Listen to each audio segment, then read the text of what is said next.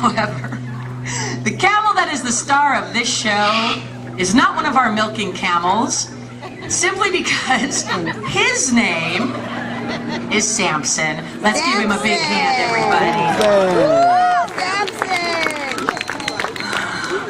I'm very surprised he actually made it all the way over here. I don't know. Really, because he's young. He's only 5.5 years old. They mature when they're 6 years old. I know he's really big, isn't he?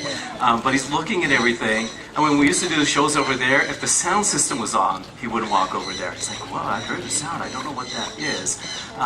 But Samson is very, very sweet. He's actually was bottle fed. His mom didn't want him, which happens sometimes with camels. They're very intelligent, very sensitive, and his mom saw him and said, I don't know what that is. Later on, she accepted her babies. And now he's talking. You'll listen to him, you hear him grunting and talking, and you hear that, and that's his way of saying, like, where's my grain? I'm supposed to get my grain. I know it's supposed to come at some point, but he just doesn't know where it is right now. You're a good boy. Let me try this. I'm going to get a little bit of this. Like here. So they mature when they're 6. Camels can go 2 weeks without drinking any water whatsoever. 2 whole weeks in the hot desert. They're very sweet. They have good boundaries. They don't... Samson, that's my hat. But see, I told you, it's just like a big dog. You can play all kinds of tricks. You can teach them all kinds of stuff. It's really a lot of fun to work with them.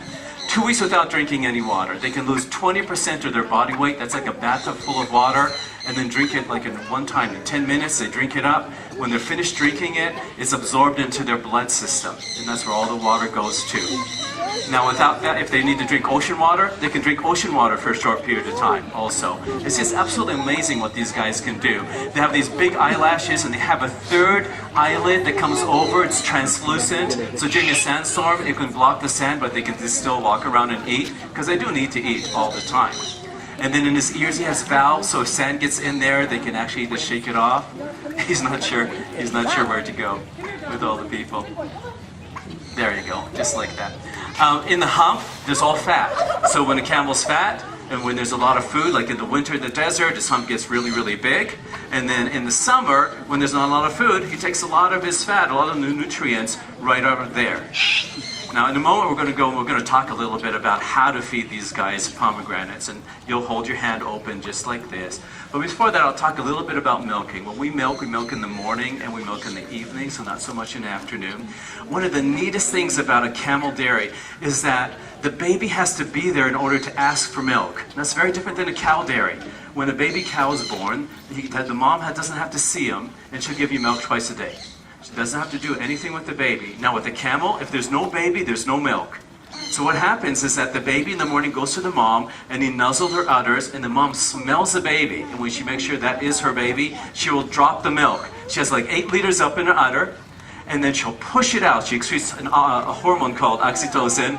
She'll push the milk from her udder into the 4 teats, and the moment you see her 4 teats fill up like balloons, you run in and you milk as fast as you can, because you only have 90 seconds. That's it. In 90 seconds, it's shut off, and you can't get any more milk. So in that 90 seconds, in the beginning, you don't get a lot. But if you're really good, you can get 2 liters on each. Oh, I see, he's leaking. That's not milk. Over there. Notice the neat thing about camels, if you see he's urinating right now, does it go forward or does it go backwards?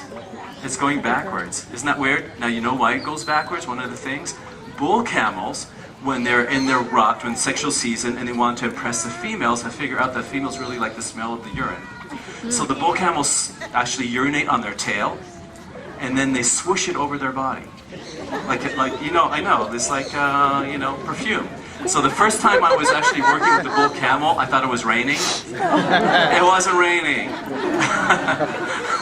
Too much information about camels.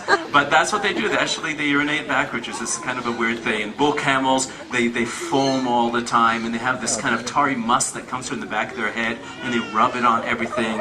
And we have a bull camel. He's way over there in the back. He has 2 pregnant camels with him. They're going to have babies in April, and 2 camels that are going to be bred for another year. It's 13 months gestation. So I was talking about the camel milk. Camel milk is the closest milk to human mother's milk. It has insulin in it, so it's good for people with diabetes to drink it. It has vitamin C, it has a whole bunch of things in it. But the neatest thing is there are no allergies to camel's milk. So kids that have horrible food allergies can drink camel milk and do really good, get a lot of nutrients out of it. The Bedouins can drink camel milk and live on it for like 6 months at a time in the desert. They just drink the milk and eat dates and drink water. And that way, if they're going out in the desert, they can go for a long time without food and just actually rely on the camel.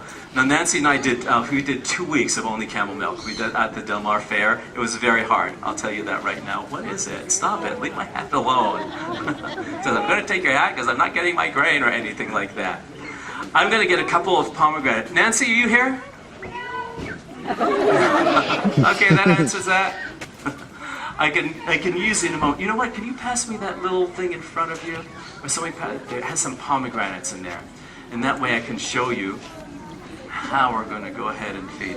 Now, I don't know if you can hear it, but the whole time he's talking, he's making these little grunts. Thank you so much.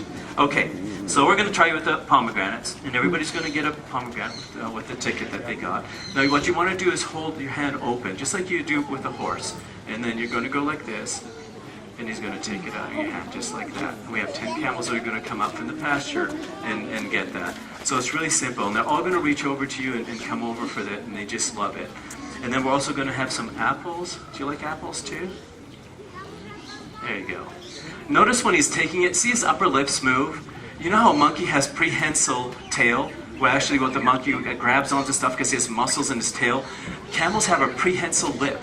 And they can grab stuff with their lip, right here. They'll just actually go ahead and they can move their lips from side to side, and that way when they reach way up into a tree, they can grab branches that other animals can't get to, pull it down and eat it. That's another way that they survive in the desert. He's still looking for the pomegranates. Any questions you guys have about feeding or anything? Just like that.